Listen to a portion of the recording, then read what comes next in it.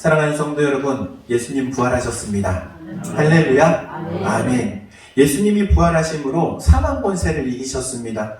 죽음이 우리를 더 이상 두렵게 하지 않습니다. 왜냐하면 우리에게 영생을 허락해 주셨기 때문입니다. 여러분, 우리 함께 따라해 보도록 하겠습니다. 제가 예수 권세 하면 여러분은 뭐라고 해야 돼요? 내 권세. 아이, 이게 합이 안 맞으면 안 되는데, 박수를 치는데 이러면 안 되지. 딱 이래야지. 예수 권세, 예수 생명, 예수 부활.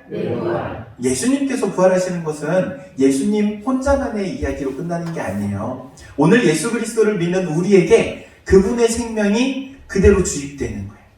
예수님의 생명이, 예수님의 부활하심이 우리에게 그대로. 그래서 포도나무의 접붙임과 같이 우리가 예수님께 어떻게? 접붙은 거예요.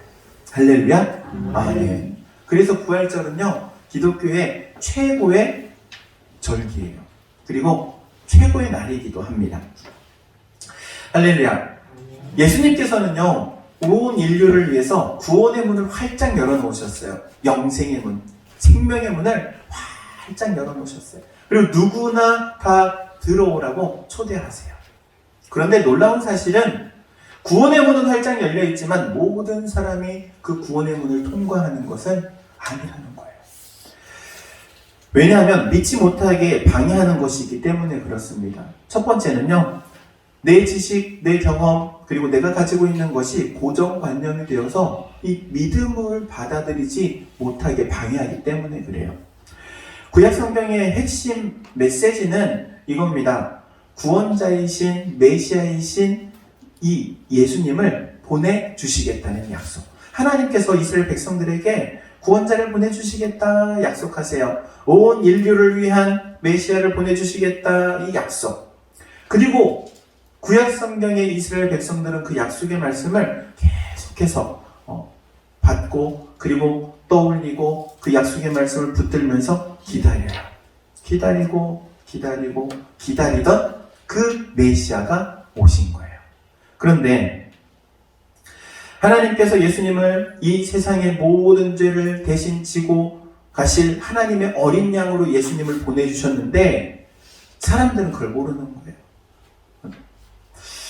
보니까는 이 제자들, 하나님의 아들이며 메시아이며 예수님과 함께 동행했잖아요. 예수님께서 온갖 기적을 일으키시는 그 현장에 함께 있었단 말이에요. 그리고 예수님께서 가르치심을 주실 때에도 그 가르침을 받았던 게 제자들이에요. 그런데 이 제자들, 예수님과 함께 동행했고 기적을 목격했고 가르침을 받았음에도 불구하고 예수님을 메시아라고 고백하지 않아요. 예수님을 어떻게 알고 있느냐? 선지자 중에 한 명으로 알고 있는 거예요. 예수님께서 제자들에게 누누이 강조하고 말씀하심에도 불구하고 예수님을 그리스도이신 메시아이신 구원자이신 예수님을 받아들이지 않는 거예요. 그냥 선지자로만 알고 있는 거예요. 25절 말씀에 이렇게 말씀하십니다. 예수님께서 이르시되 미련하고 선지자들이 말한 모든 것을 마음에 더디 믿는 자들이여. 마음에 더디 믿는 자들이여. 누구에게 하는 말씀이에요? 엠마오로 가는 그 두 제자에게 하는 말씀이에요. 야, 내가 너희에게 보여줬잖아. 내가 너희에게 가르쳐줬잖아. 그런데 왜 그걸 믿지 않아? 이게 말씀하시는 거예요. 여러분, 제자들의 생각도 있어요. 제자들의 생각, 우리가 읽지는 않았지만 본문 바로 위에 있는 19절 말씀에 제자들이 서로 이렇게 이야기를 합니다. 이르시되 무슨 일이냐? 이르되 나사렛 예수의 일이니 그는 하나님과 모든 백성 앞에서 말과 일에 능한 누구라고요? 선지자건을 그래요. 선지자건.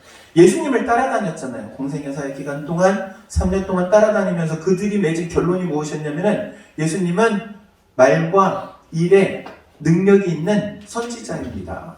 이 결론이었어요.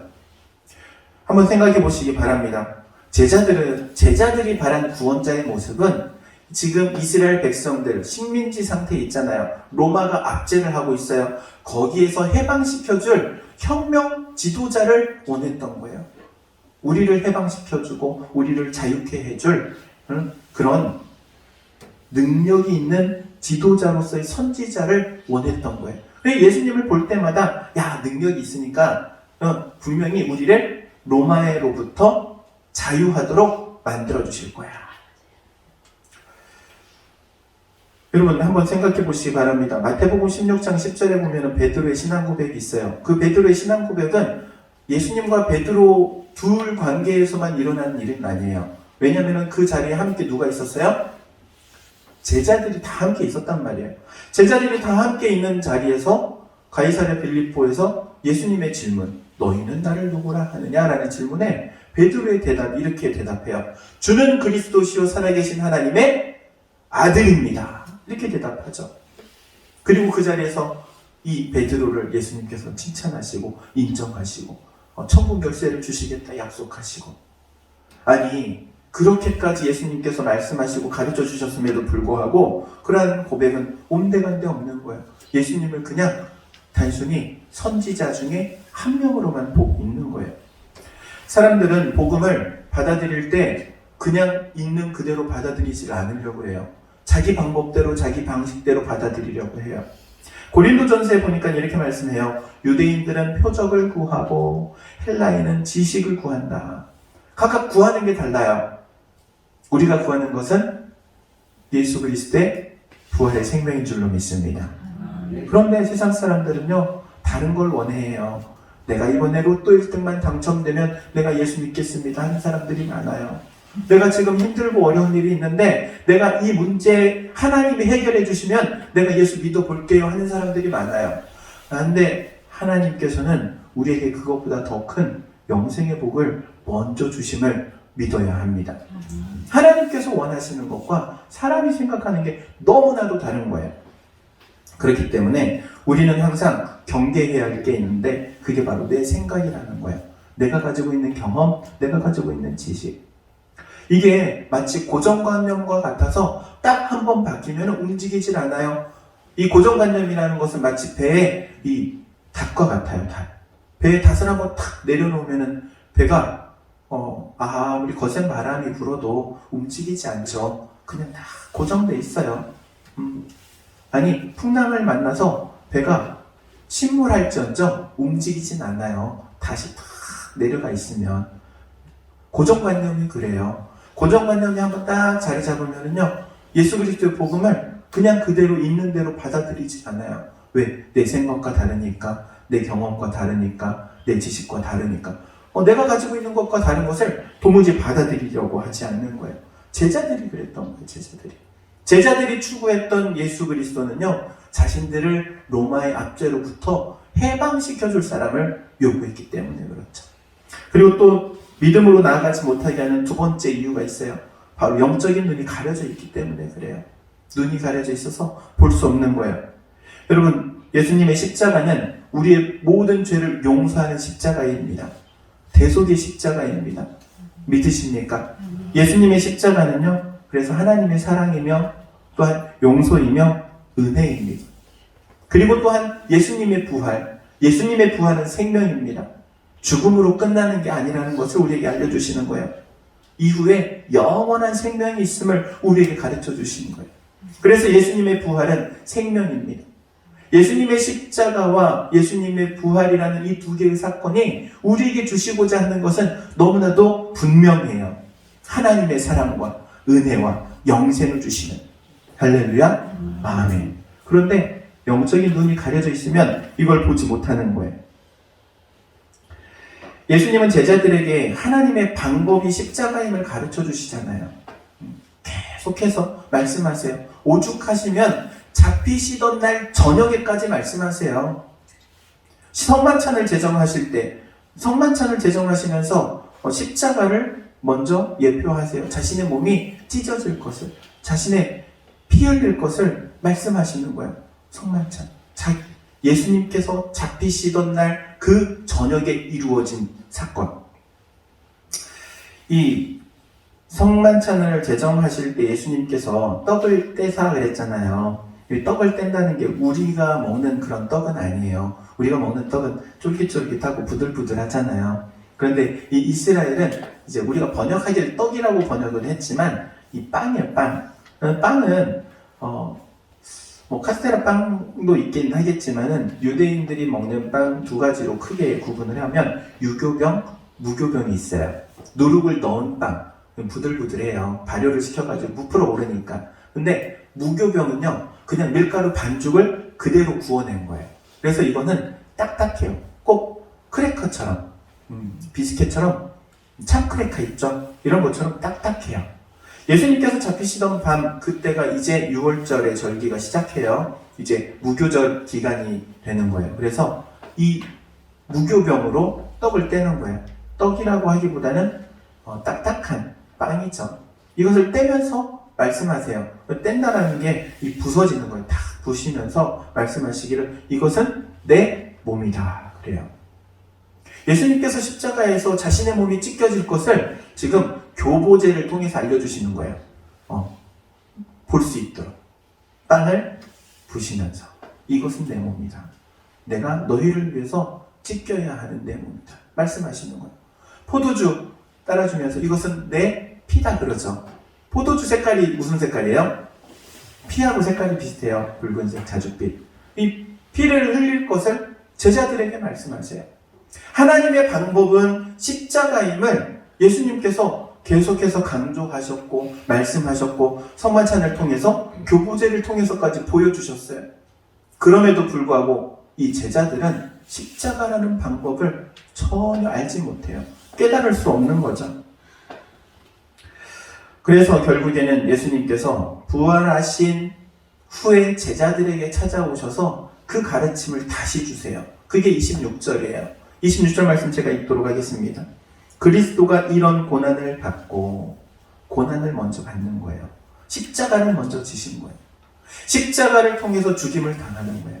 그리고 그 다음 영광에 들어가야 할 것이 아니냐. 부활의 영광. 할렐루야. 아멘. 이게 하나님의 방법이에요. 십자가와 부활을 통해서 우리에게 증거하시는 거예요.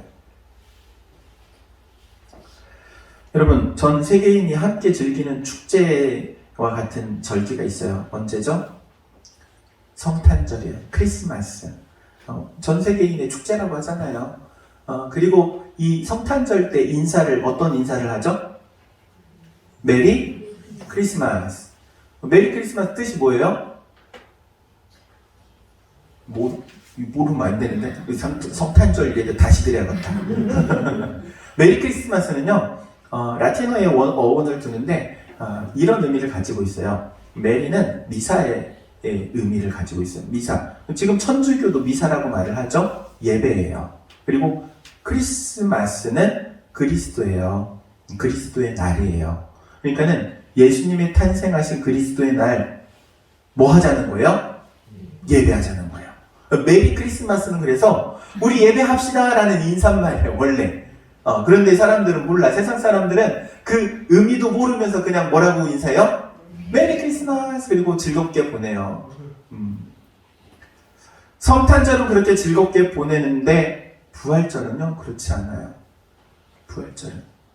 부활절을 지키는 사람은 믿는 사람들이에요. 서두에서 말을 했지만 하나님께서 예수 그리스도를 통해서 복음의 문을 활짝 열어놓으셨어요. 온 인류를 위해서 십자가를 통해서 구원의 문을 열어주셨어요. 영생의 문을 열어주셨어요. 생명의 문을 열어주셨는데 그 문으로 들어가는 사람은 한정되어 있다는 거예요. 믿음은 모든 사람들의 것이 아니래요. 그래서 어떻게 보면은 믿게 된 우리가 복받은 자인 줄로 믿습니다. 영적인 눈이 가려져 있기 때문에 성탄절은 기쁘고 즐겁게 자신들을 위해서 보내지만 부활절에는 주님 앞으로 나오지 않는 거예요. 그러나 우리는 믿음이 있기 때문에 주님께서 보여주시고 알려주시고 깨닫게 해주셔서 주님의 전에 나와 부활의 기쁨을 함께 나누는 이 예배를 드리게 되는 줄로 믿습니다. 사랑하는 성도 여러분, 이 부활의 아침 우리에게 베풀어 주시는 이 영생의 복에 더욱더 감사하며 살아갈 수 있기를 주의 이름으로 축원드립니다. 기도하도록 하겠습니다. 주님의 부활이 이제는 우리에게 산 소망이 되어 우리도 주님의 부활에 참여하게 될 것을 믿음으로 고백하며 나아갑니다.